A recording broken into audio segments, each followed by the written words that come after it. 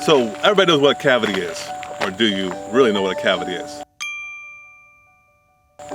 Well, a cavity starts very, very small where you can't even see it, and it can grow to be really, really big to the point where it just destroys the whole tooth. So let's talk about the progression of cavities. When a cavity first starts out, it's something that I can't even see. But it gets to a point where I can actually see it.